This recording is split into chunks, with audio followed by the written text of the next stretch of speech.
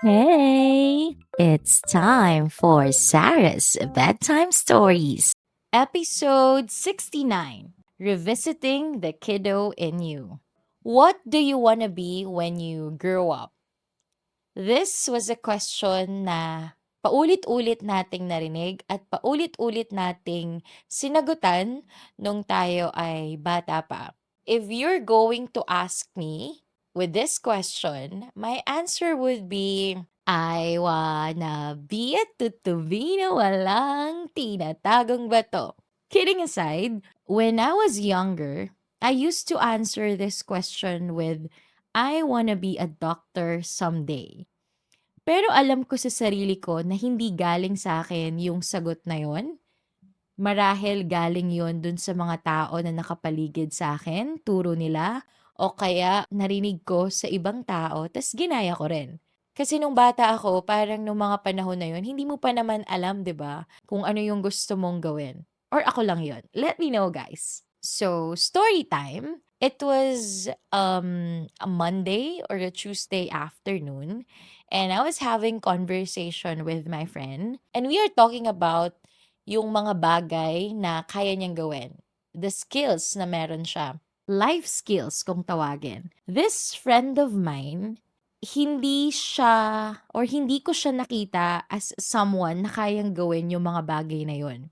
Bukod kasi sa low-key lang siya sa mga gano'n, hindi lang namin talaga napansin na kaya niya palang gawin yung mga bagay na 'to, yung mga life skills na 'to. Until such time na meron kaming isang experience na kinailangan namin ng tao na kayang gawin yung bagay na yon, and siya yung nakagawa at napatunayan niya na kaya niyang mag-deliver ng ganong klaseng expertise. So lahat kami nagulat. Hindi namin sukat akalain na kaya niyang gawin yon. Kasi hindi naman niya sinasabi na kaya niya, and first time naming nakita na ganon yung potential niya.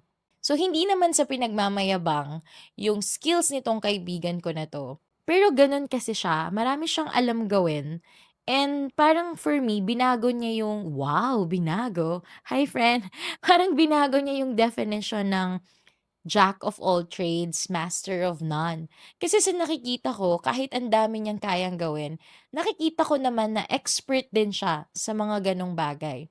So, on the side, natutunan ko na maganda pala 'pag may skills ka, 'wag mong pagsabi. Para kapag pinakitaan mo ng skills, gulat sila, impress, gano'n. Dahil sa kuwentuhan namin, na-push ako na itanong sa kanya na, "Paano mo natutunan lahat ng 'to?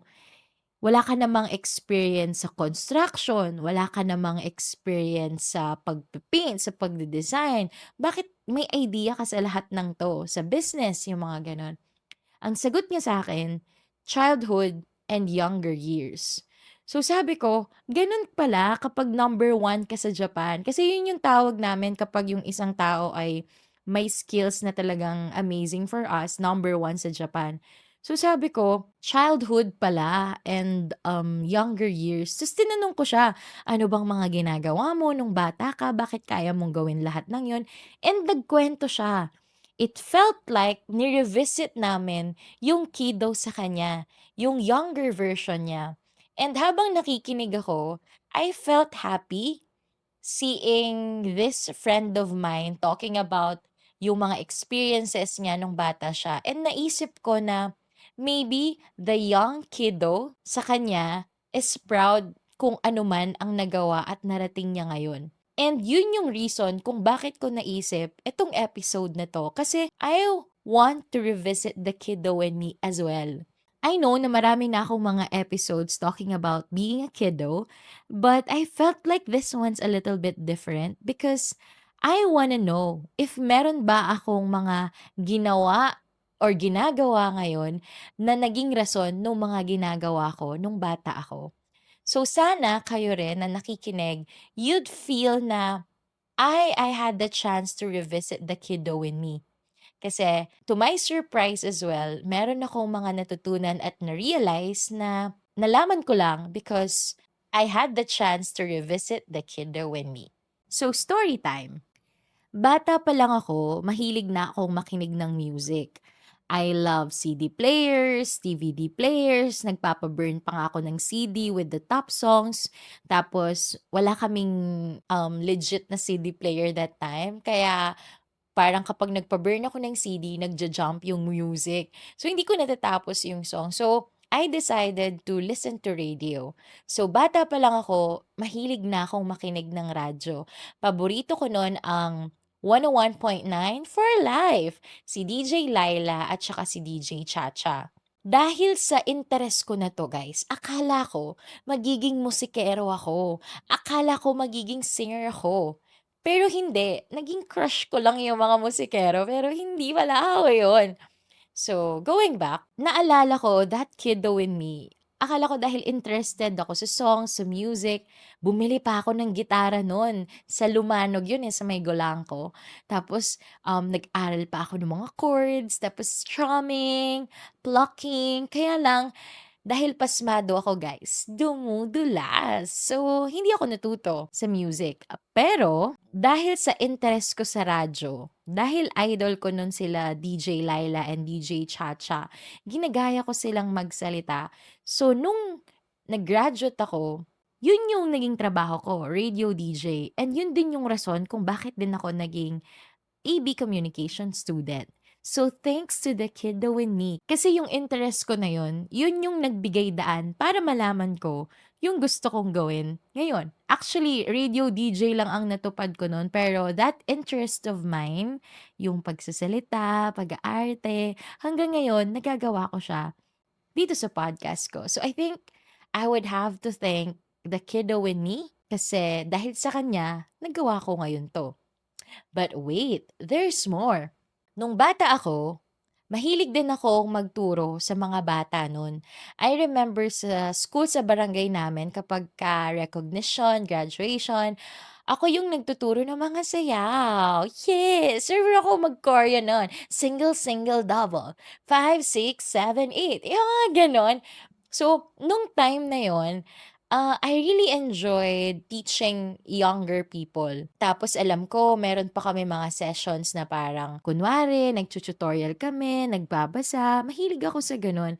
And hindi ko alam na yung mga laro-laro pala na 'to are or were the preparations para maging teacher pala ako someday or maging teacher ako when I was in my 20s. If you are enjoying this episode, you'll love my books even more. Bukod sa mga to, bukod sa hilig ko sa music, sa pagtuturo, even yung pagsusulat, the author in me was because of the kiddo in me. Kasi nung bata ako guys, mahilig ako sa diary. Dear Diary, nakita ko ngayon yung crush ko. Hoy, bakit puro crush yung mga sinasabi ko, guys? But anyway, mahilig ako nun, yung may padlock pa yun, na maliit na lock, tapos may cover siya, tapos pinapasok siya doon. So, bata pa lang ako, mahilig na akong magsulat, mag-express ng nararamdaman, mag-express ng gusto, ng emosyon. Expressive na ako, guys. Bata pa lang ako. Yun yung interest ko sa pagsusulat. I already mentioned this on my previous podcast episodes, yung ang hilig kong magpanggap na may microphone na hawak tapos nagsasalita ako sa kwarto ko. So, I didn't know na yun yung may experience ko ngayon. Who would have thought that it's the kiddo in me who will help me figure out that I want to be an inspirational speaker? So I want to thank the younger me for helping me figure out or for giving me this signs para ma-realize ko yung mga gusto kong gawin ngayon. I think sometimes it's the kiddo in us who gives us clues that will serve as a map kung saan tayo gustong makarating, kung anong gusto nating maging dito sa mundong ginagalawan natin. And as I am sharing with you this podcast episode, I'm so grateful to the kiddo in me kasi nakinig siya sa gusto niyang gawin, sa mga interes niya. Hindi siya masyadong nakinig sa sinasabi ng mundo na dapat maging ganito ka. Kasi nung time na nagde-decide din ako ng course ko, gusto nila maging accountant ako, gusto nila maging lawyer ako. Accountant, ayoko ngang nag-a-analyze. Lawyer, ayoko ngang nakikipag-away. Doktor, takot kaya ako dun sa mga ginagawa ng mga doktor. So, hindi ko talaga siya kaya. Alam ko sa sarili ko na hindi ko yun interest. So, naisip ko ngayon na minsan, hindi lagi guys disclaimer lang. Minsan, pinagpapasalamat ko na naging matigas ang ulo ko when I was younger. Pinilit ko yung gusto ko. Kasi kung hindi, baka hindi ngayon ganito yung nararamdaman ko at ginagawa ko. It's like saying na to the younger me or to the kid daw in me, thank you. Because if not with your help, I would not experience this kind of happiness that I'm experiencing right now. Bukod sa mga laro-laro na to, yung mga interest mo nung bata ka, I felt like I'm also grateful sa mga naging eskwelahan ko. Remedios Elementary School, Maxim Royal Academy. Kasi sila yung mga nag-ignite nung interest na yon. Parang sila yung nag-validate, sila yung tumulong sa akin na ma-prove na, oo, eto talaga yung gusto mong gawin. Eto talaga yung gusto mong mga activities. So, dun ko rin na-realize na ganun pala kaimportante yung mga school activities na meron tayo. Na buti na lang nag-a-attend ako. Kasi pala parang kung hindi ako nag-attend nun, hindi ko marirealize na ito pala yung mga gusto ko, ito pala yung mga ayaw ko. I also realized while sharing these stories with you na akala ko dahil natupad ko yung mga interests ni kiddo ngayon, akala ko yun na yun. Parang feeling ko papasalamatan ko na lang siya. Pero hindi pala. I felt like revisiting the kiddo in me made me realize something. Isang bagay na gusto ko palang ginagawa nung bata ako, pero hindi ko siya pinursue. And that was cooking. Maniwala kayo't sa hindi, bata pa lang ako, mahilig akong magluto. I remember I always watch shows sa TV, Quickfire, Del Monte Kitchenomics, basta yung mga TV show, pati nga yung kay Chef Boy Logro, pinanood ko nun kasi ang hilig kong ginagaya yung mga cooking shows. Tapos dahil wala akong budget nun, ang alam ko, pinag-iipunan ko pa yon para magawa ko yung isang recipe. Tapos alam ko nun, kahit nga yung mga Chinese shows kapag Sunday ba yon or Chinese cooking show kapag Saturday or Sunday, pinapanood ko. Tapos parang bago lahat sa akin yung mga ingredients, hindi ko alam, hindi ko mahanap. Tapos nung nagkaroon na ako ng baon, tapos may chance na ako na bumili ng mga ingredients, tinatanong ko pa nun yung mga kapitbahay ko na, "Ganito ba gawin?" Alam ko nun si Nacelia, tinuruan niya pa ako paano mag-cut ng chicken. Alam niyo yung magkatabi yung wow, magkatabi, 'di ba magkadugtong yung thigh tsaka yung legs. Tapos 'di ba ika-cut mo yon dun sa parang joint niya para para okay yung pagkaka-cut. Eh, nung una ako nagluluto hindi ko yun alam. So, it was Nacelia who taught me na ganito mong hiwain. So, tinuruan nila ako kahit nga kare-kare nun, bata pa lang ako, niluto ko na siya. So, siyempre hindi naman ako magaling lalo na sa paghihiwa. Sabi nga ng kaibigan ko 'pag naghihiwa daw ako walang pagmamahal kasi hindi pantay-pantay. Pero that was an interest na nag-spark sa akin because I revisit the kiddo in me. Meron pala akong isang interest na hindi ko tinuloy. Alam ko back then gusto ko rin namang maging chef, gano'n. Pero parang that time kasi mahal kapag gusto mong maging chef. So, parang mas nangibabaw sa akin yung pagmamahal ko sa communication. So, yun yung pinurso ko. Parang right now, naisip ko na meron tayong mga interest nung bata tayo na hindi man pang propesyon, pero pang hobby, pang distress. So, ngayon, in my late 20s, na-realize ko na I still have the chance to spoil the kiddo in me. Kasi ngayon, kapag may time ako, nagluluto ako, unti-unti nagte-try ako ng mga recipes, yung mga dati pinapanood ko lang, tapos ngayon napapanood ko everywhere yung recipe. So, mas madali siyang gayahin. So, nagagawa ko siya. So, revisiting the kiddo in me gave me another hobby to try or another hobby to pursue, which is for me refreshing at saka nakakawala ng stress. So, two things. Revisiting the kiddo in me made me happy and grateful for the younger version of Sarah kasi siya yung nagbigay sa akin ng clues, ng maps, leading me to where I want to go or what I want to be. And second, binigyan niya ako ng bagong realization about myself na meron akong interest sa pagluluto dati na who knows, baka gawin kong hobby or who knows, baka pagluto kita. Wow, basta 'pag pinagluto kita, special ka. Wow! Kasi matagal yun, eh. My thoughts, looking back, revisiting the kiddo in me, I realize na yung mga laro-laro na yun dati, yung mga activities na ginagawa natin, they are part of our formation. Malaking bagay sila kung paano tayo mag-grow as a person.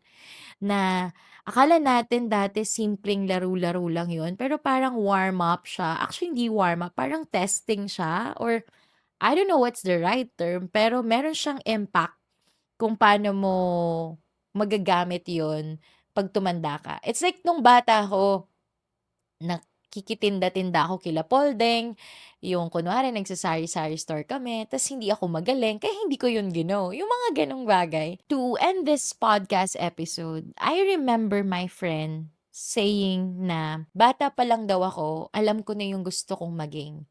Parang hindi ako naging confused na gusto kong maging DJ, gusto ko ng nakikipagkuwentuhan, nagse-share ng kuwento, nagsusulat.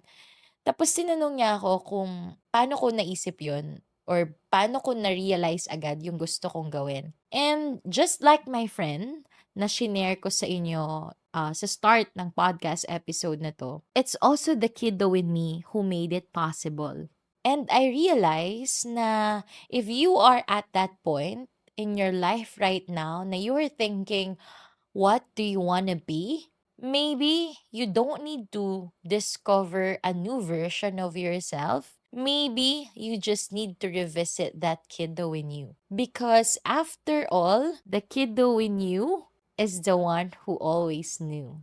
I watched the film Crossroads. Si Britney Spears yung bida dito. It started with a scene na nasa loob siya ng kwarto, tas may hawak siyang remote, tas para siyang nagpe-perform, nagko-concert.